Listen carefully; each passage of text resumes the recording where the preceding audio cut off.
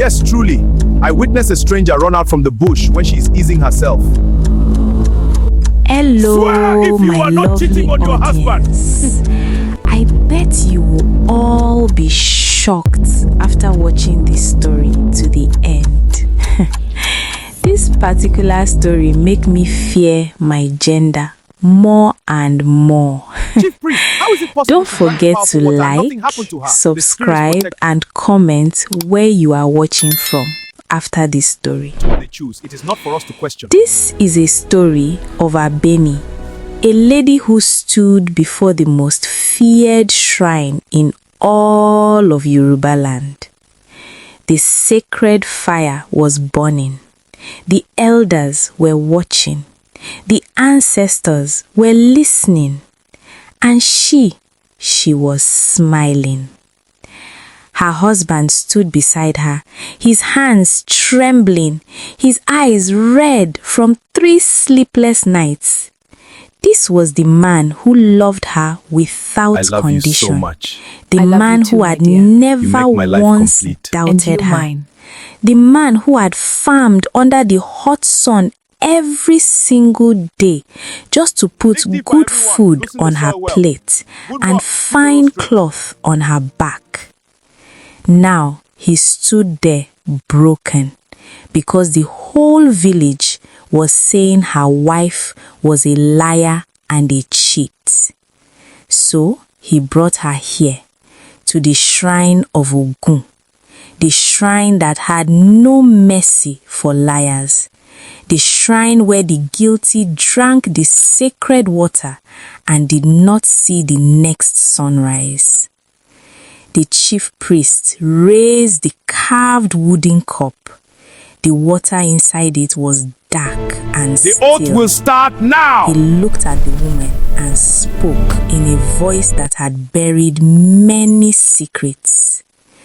Swear, and may whatever you swear be the truth. The whole crowd held their breath.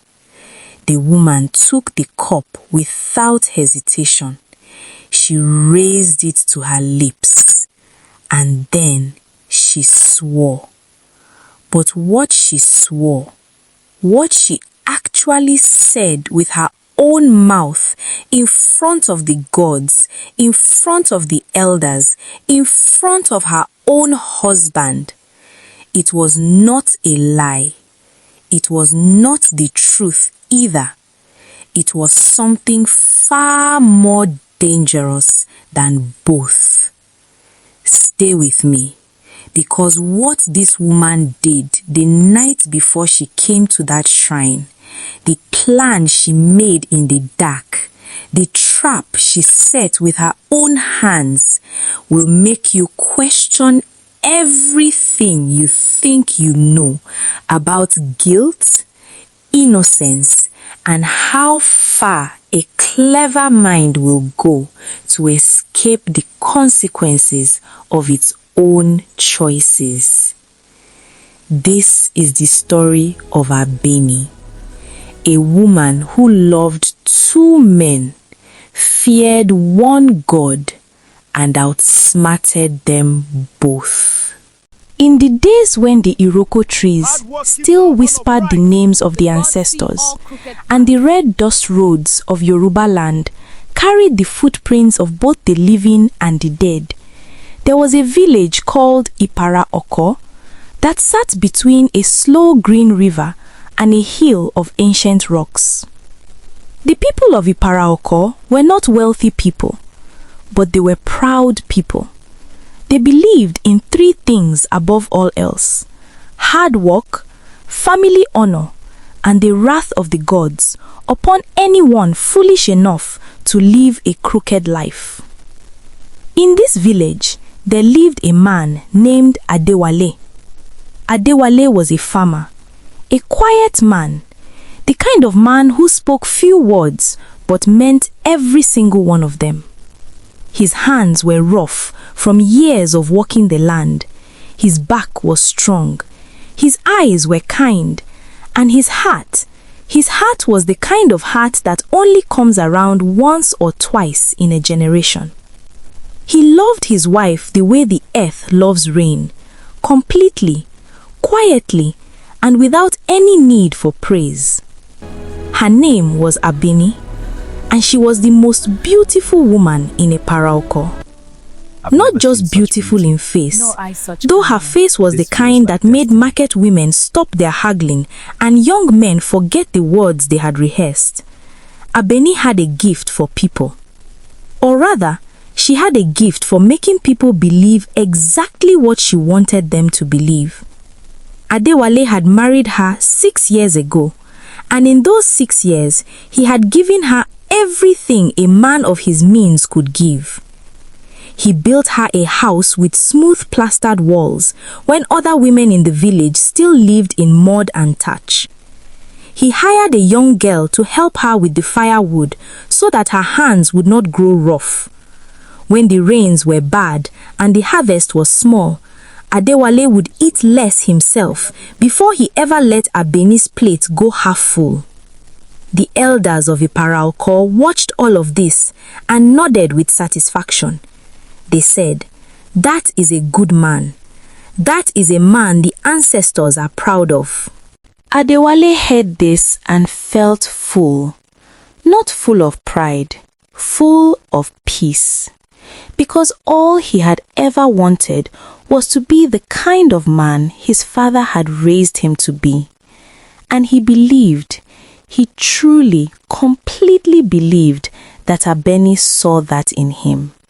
That she valued it, that she held it carefully, the way you hold a clay pot filled with water, knowing that if you are careless, everything good inside it will spill onto the ground and be lost forever. He trusted her with everything. That was the thing about Adewale that made the whole village ache for him later. He did not just love Abeni. He trusted her deeply, blindly, the way only truly good people trust. Because truly good people cannot fully imagine that the person sleeping beside them every night is living an entirely different life by day. But Abeni was living an entirely different life. His name was Rotimi. Rotimi was not from Iparaoko. He was a cloth trader from the town of Ijebu-Ode, 3 hours by foot from the village, and he passed through Iparaoko market every 2 weeks without fail.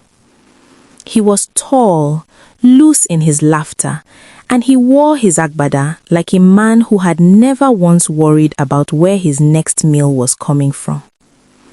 The first time Abeni saw him, she was buying pepper in the market, and he was arguing cheerfully with an old woman about the price of indigo cloth. He caught Abeni's eye mid-argument, forgot completely what he was saying, and smiled at her like she was the answer to a question he had been asking his whole life. Abeni smiled back. She should not have smiled back, but she did. What started as a smile in the market became a conversation the following week. What started as a conversation became a meeting behind the large baobab tree at the edge of the village. What started as a secret grew roots. For 2 years, Abeni lived 2 lives. At home, she was the devoted wife. She cooked Adewale's favorite soups. She laughed at his quiet jokes. She lay beside him at night and looked at the ceiling and felt nothing. Not guilt, not fear, just a quiet, calculated calm. With Rotimi, she was someone else entirely. Lighter, louder, more alive, or so she told herself. But secrets in a village are like smoke in a small room. Eventually, everyone starts to cough. It began with whispers. A woman who had seen Abeni and Rotimi speaking too closely near the river. An elder who noticed that Rotimi always seemed to linger in the market on the days Abeni came to buy goods. A young girl who had been sent to call Abeni home one afternoon and could not find her anywhere. Not at the river, not at the market, not at any neighbor's house. The whispers grew louder. Then they reached Adewale's ears. He did not believe them at first. How could he? This was Abeni, his Abeni, the woman he had built smooth plastered walls for, the woman he had gone hungry for, the woman he had trusted with the deepest, quietest part of himself. But the whispers kept coming. And one evening, as the sun was going down and the village was settling into the soft noise of cooking fires and children being called home, Adewale sat across from his wife and looked at her for a long time. Then he asked her, quietly, gently, with all the trust still shaking in his voice, "Abeni, is it true what people are saying?" And Abeni looked back at him, and she smiled that smile, and she said, "My husband, whoever told you that is your enemy, not mine." Adewale wanted to believe her. He almost did, but something small and cold had already cracked open inside his chest, and it would not close again. A man who has been deeply loved by the truth finds it very hard to recognize a lie, especially when the lie is wearing the face of the person he loves most. Adewale spent 3 nights without real sleep. He lay beside Abeni in the dark and listened to her breathe slowly and evenly, the way a person breathes when they have absolutely nothing on their conscience. And that even breathing disturbed him more than anything else. Because if the rumors were false, why did he feel this cold stone sitting in the center of his chest? And if the rumors were true, how was she sleeping like that? On the 4th day, Adewale did something he had never done in 6 years of marriage. He followed her. He told her he was going to the far end of the farm to check on the yam mounds. He watched her nod and turn back to her pot. Then he doubled back through the bush path behind the compound and positioned himself where he could see the road leading out of their homestead. He waited. 1 hour passed, then 2, and then Abeni came out. She had changed her wrapper. She had rubbed shea butter into her skin until it caught the afternoon light. She walked quickly, purposefully, in the direction of the old baobab tree at the edge of the village. Adewale followed at a distance. What he saw at that baobab tree did not kill him, but it did something quieter and more permanent than killing. It removed something from him, something he had been carrying for 6 years that he had not even known had a name. Something that felt when it left like a sound going out of the world. He stood behind a cluster of palm trees and watched his wife laugh with another man, watched her lean forward and touch the man's arm the way she used to touch his, watched the man look at her like she was precious. And then Adewale turned around and walked home before either of them could see him. He did not shout, he did not run, he did not cry, not yet. He simply went home and sat down in front of his compound and looked at his own hands for a very long time. When Abeni returned that evening, Adewale was sitting exactly where she had left him. She greeted him warmly. She asked about the yams. She ladled soup into his bowl with the same hands that had just touched another man's arm. Adewale ate in silence. Then he looked up and said very calmly, "I followed you today, Abeni." The spoon in her hand did not drop. Her face did not change. Only her eyes, for just one fraction of a single second, sharpened like the edge of a blade. Then she said, "And what did you see, my husband?" "I saw enough." "Enough for what? Enough to believe gossip over your own wife?" "Adewale, that man is a cloth trader. He was telling me about a new fabric for your sister's naming ceremony. You followed me like a thief because your ear is too wide for the whispers of jealous women." She said all of this without raising her voice, without a single tear, looking straight at him. Adewale felt the ground shift beneath him. Because here was the terrifying thing about Abeni. She did not just lie. She rearranged reality so completely that you began to question your own two eyes. She spoke with such calm, such injured dignity, that the person listening started to feel that they were the one who had done something wrong. For a moment, just a moment, Adewale almost apologized, but he caught himself. "Then you will have no problem," he said quietly, "going to the shrine of Ogun." Dead silence. Every compound in Yorubaland had heard of the shrine of Ogun at the edge of the Oke forest. It was the oldest, most feared sacred place for miles in every direction. The chief priest there was a man named Baba Sango, and Baba Sango had no loyalties to the living, only to the truth. The tradition was ancient and absolute.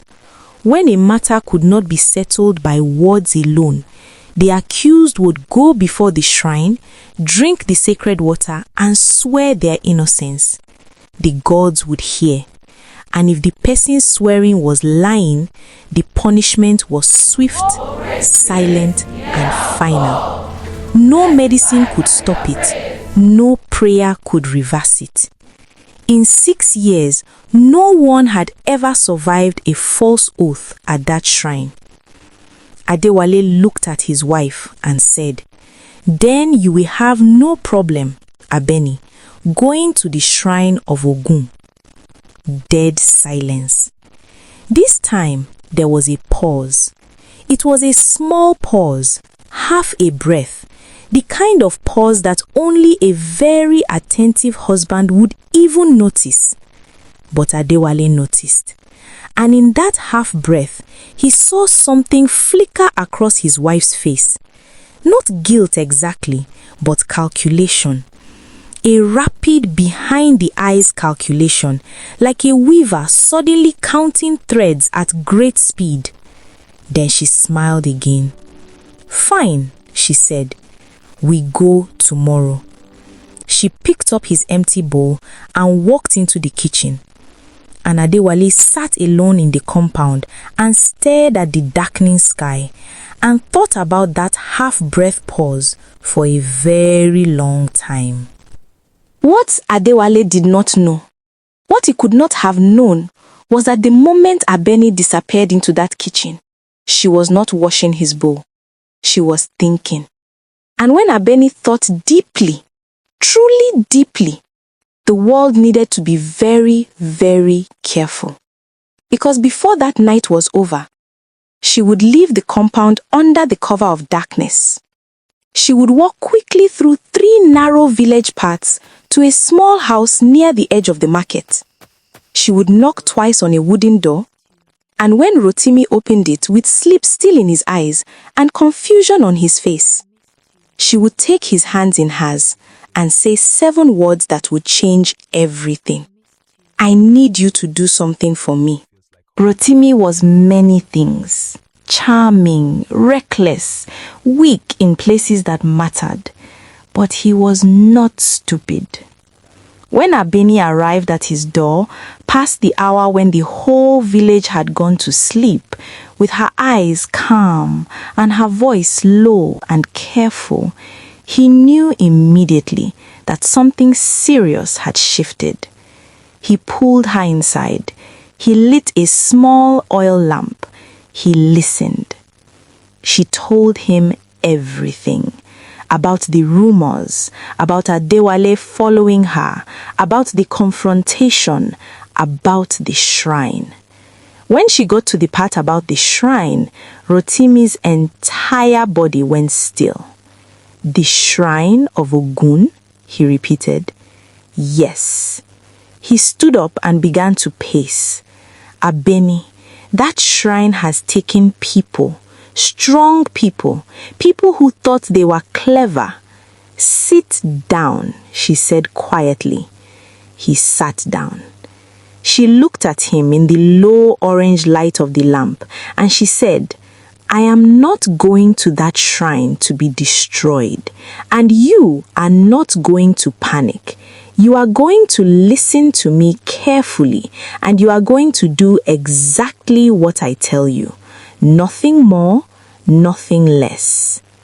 Rotimi looked at her face, and despite the fear crawling up his spine, despite every voice of common sense in his head screaming at him to run away from this woman and her iron calm eyes, he nodded. Because that was the thing about Abeni. She had a way of making the world arrange itself around her will. When she spoke with that low, certain voice, panic became impossible. Disobedience felt almost rude. Here is what will happen, she said. She explained it slowly, like a teacher drawing patterns in the sand.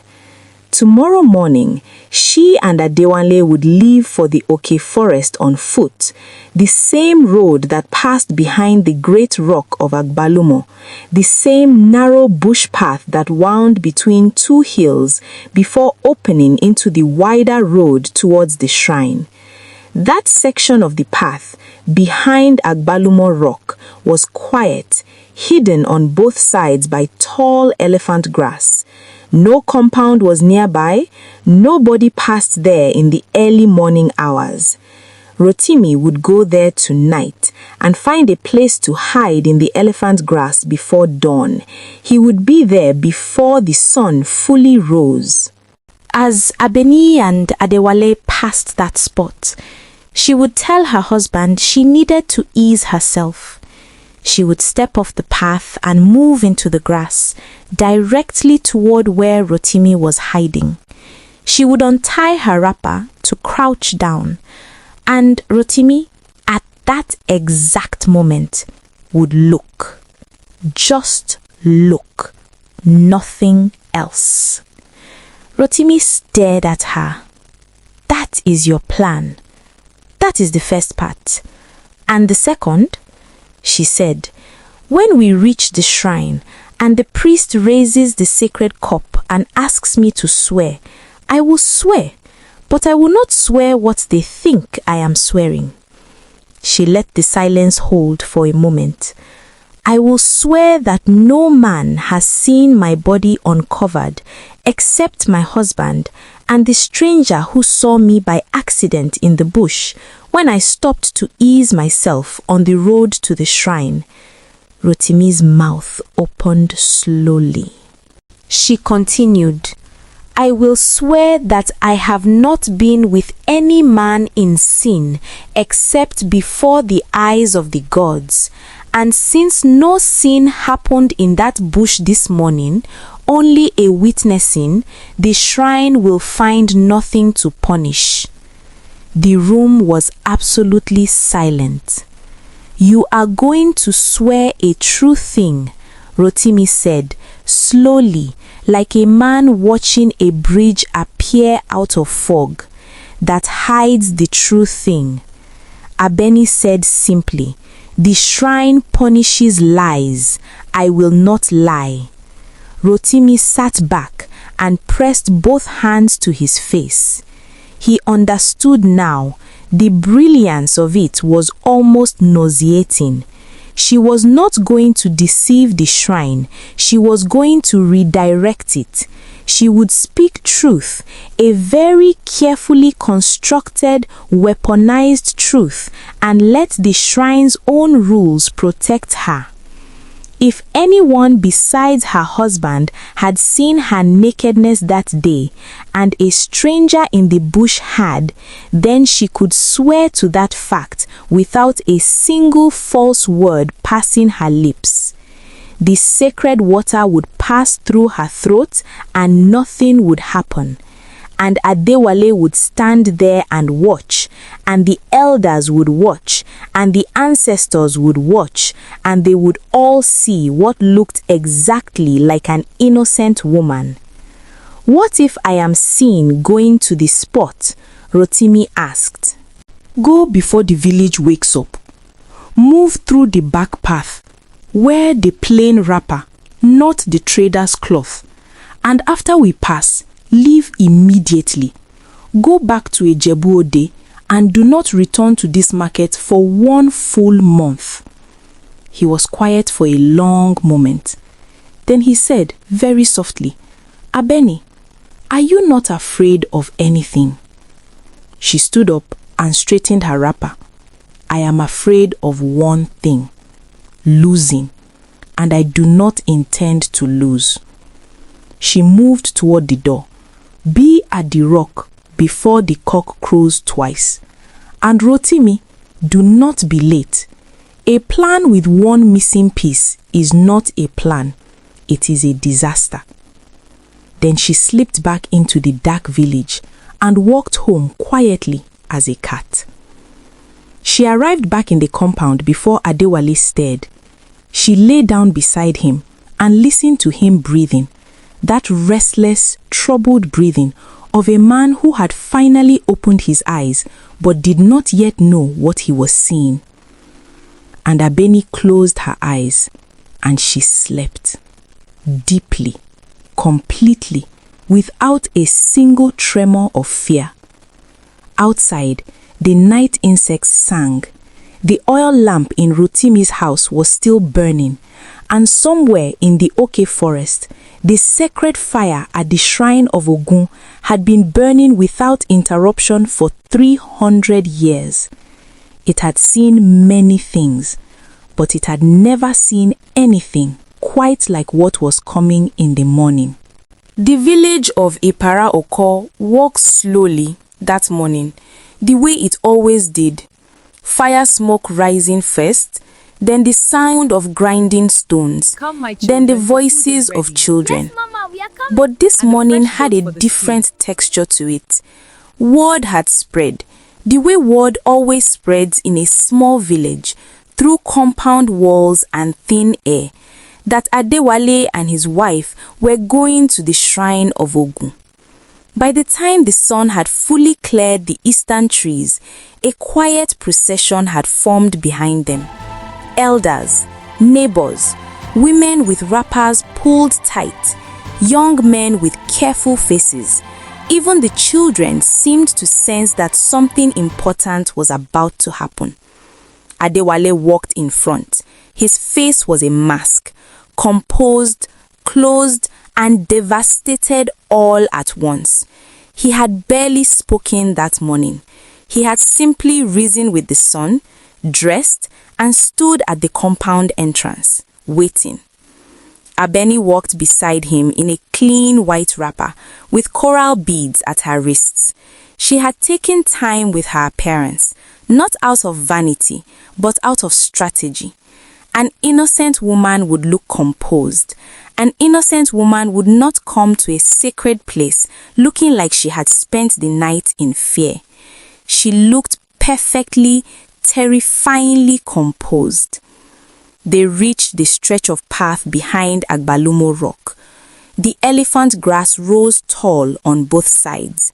The morning was still cool. The procession moved quietly, footsteps muffled in red dust. Abeni counted her steps. 40 steps past the rock, 50, 60. Then she stopped. "My husband," she said, softly, turning to Adewale with a small apologetic smile. Forgive me, I need a moment. As Abeni steps into the tall grass to ease herself, and Rotimi sees her as planned. The moment she hears Rotimi bolting and crashing through the bush in panic, she does not calmly step back onto the path. Instead, Abeni lets out a sharp, startled cry. She rushes back onto the path, grabbing her wrapper tight around her body with both hands, her face wearing the perfect expression of a woman who has just been horrified and violated. Eyes wide, breath fast, pressing herself immediately and closely into Adewale's side.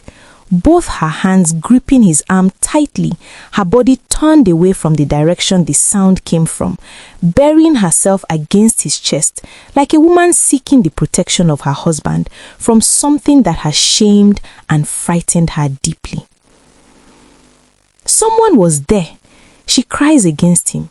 Someone was hiding in the grass. They saw me. My husband, somebody saw me.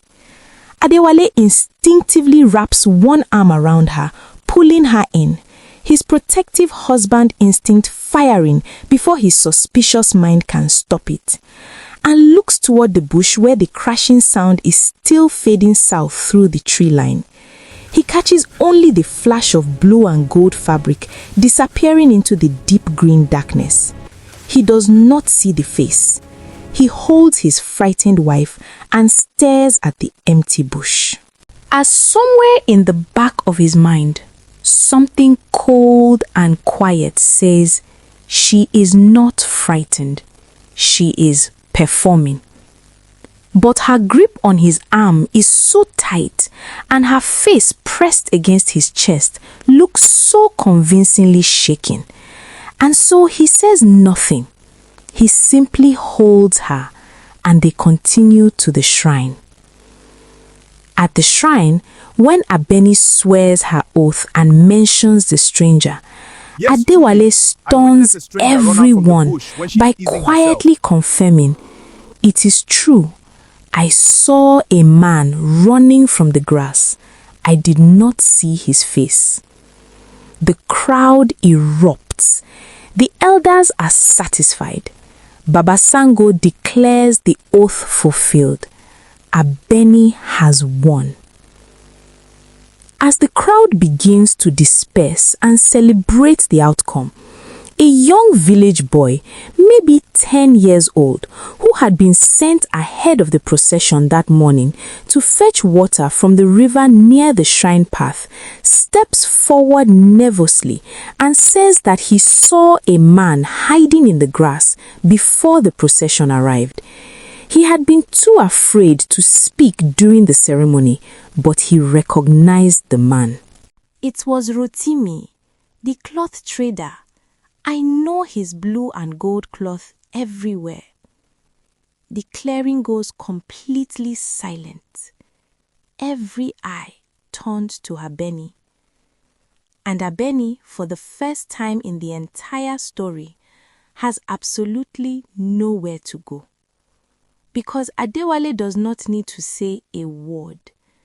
The stranger was not a stranger at all. The oath she constructed so carefully has just collapsed from the inside. Not because of what Adewale knew, but because of what a 10-year-old boy saw on his way to fetch water. The gods did not strike her down. They simply sent a child. You can outsmart the wise, but you cannot outsmart the innocent. And she looked at her husband, this man who had loved her with everything he had, this man who had built her smooth walls and gone hungry for her and trusted her beyond all reason. This man who was standing in front of a sacred shrine with his heart completely open and completely broken. She looked at him and she did not answer, because for the first time in her life, the cleverest woman in a Baraoko had nothing left to say. The ancestors had not punished her, but they had done something far more lasting. They had made sure that her husband, the only person whose opinion had ever mattered, though she had spent years pretending otherwise, now knew exactly who she was. Not from rumor, not from whispers, from her own mouth, from her own careful, brilliant, perfectly constructed words. The shrine of Ogun had not struck her down, but it had made her tell the truth, and the truth in the end was punishment enough. The elders of Ipara Oko say that Adewale left the village 3 days after that morning at the shrine. He packed only what he had carried when he first arrived as a young man. He said goodbye to no one except his mother. They say Abeni stood at the compound entrance and watched him walk away. They say she stood there for a very long time. They say, and this is the part the old women always pause before telling, that she never smiled that particular smile again. The one that reached her eyes. The one that made rooms go quiet. That smile, they say, left with him. And in Yorubaland, when mothers tell this story to their daughters by the fire at night, they do not tell it as a story about a woman who was wicked. They tell it as a story of a woman who was brilliant and chose to use that brilliance to destroy the one thing in her life that was real. She who chooses to eat burning corn, let her not complain about the blister on her tongue. Thank you for watching. If this story moved you, like, comment where you are watching from, and share it to others, because the best African folk tales were never meant to be heard alone. More stories is coming from Mafia Folklore Betrayal Tales. Bye!